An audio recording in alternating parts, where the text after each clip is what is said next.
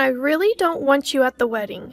I don't want to associate with someone like you who'd resort to illegal means just to be popular with the opposite sex. I wish he'd cut ties with you. You're not fit to be his sister. What are you talking about? Before I could respond, the call ended. That was when Jackson was getting married. My name is Sophia. I have a father, a mother, and a younger brother named Jackson, 3 years my junior. Both Jackson and I chose colleges close to home to save money, so we lived with our parents.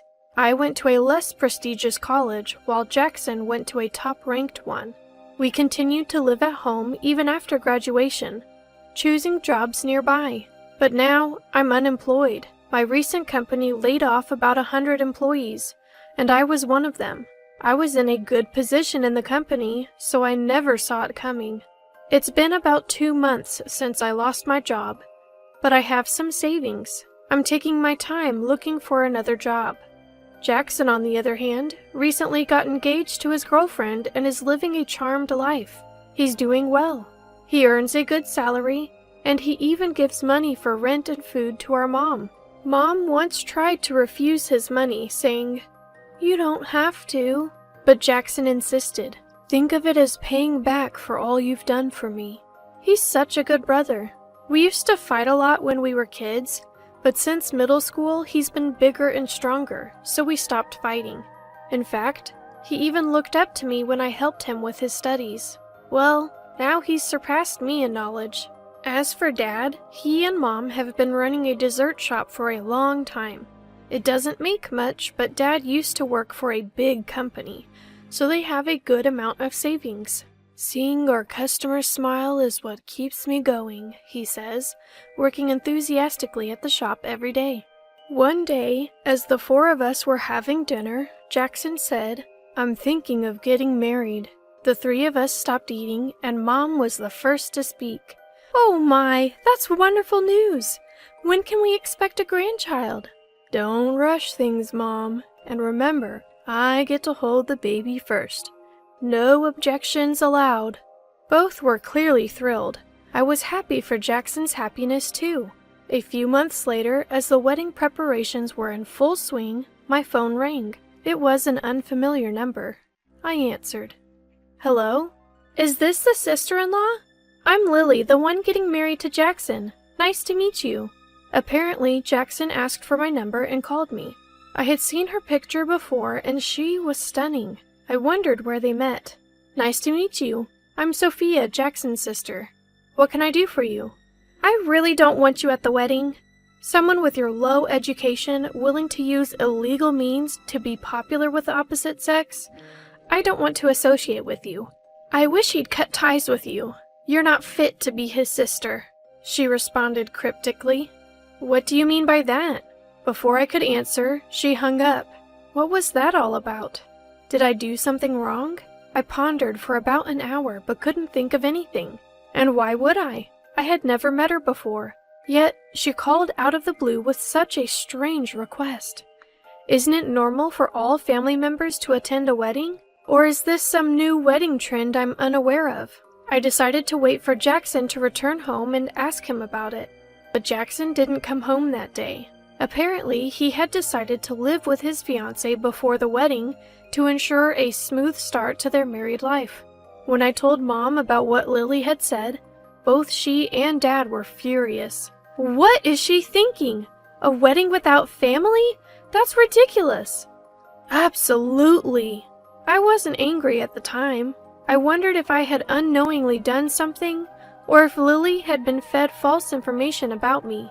But my parents' anger didn't subside, and they decided that none of our relatives would attend the wedding. So it seems that no one will go to Jackson's side. According to Jackson, Lily's family members all graduated from top-ranked universities and held prestigious jobs. She felt embarrassed that her fiancé's sister, me, didn't have a stable job and attended a lower-ranked college. Dad was livid. Discriminating based on education? Ridiculous! Jackson apologized to me later, but we never discussed that topic again. When I told Jackson everything Lily had said, he was shocked. "What? What does she mean by illegal means? Sis, you didn't do anything like that, right? It seemed Jackson was hearing this for the first time. When I denied it, Jackson said he'd talked to Lily. A few days later, Jackson called. It seems that the truth has been revealed. Apparently, Lily had been suspicious because of the drastic difference between my high school and college photos. That should be it. I was quite chubby in high school. However, after entering university, I realized that I would no longer be popular. So I went on a strict diet and dropped my weight from 220 pounds to 150 pounds. But Lily couldn't believe it. She struggles to lose just 2 pounds, so she believes I must have used illegal means to drop 70 pounds? Given my lower education, she thinks it's plausible. Jackson tried to convince her. She just worked hard on her diet.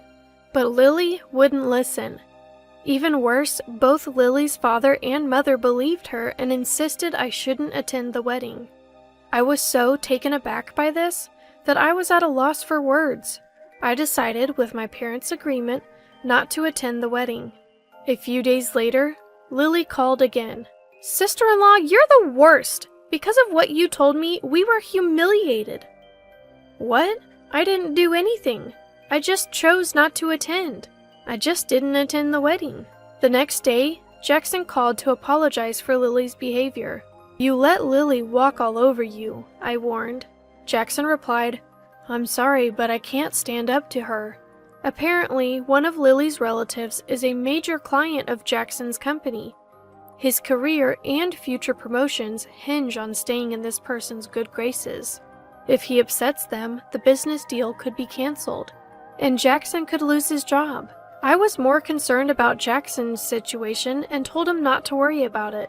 A week later, Lily called again. I really didn't want to talk to her. "Sister-in-law, you're unemployed, but you have a lot of savings, right? If I get pregnant, we want to live on the second floor. Could you move out? It'd be better for our baby." I don't want to say this, but being around someone who'd resort to such means to gain popularity is bad for the child's upbringing.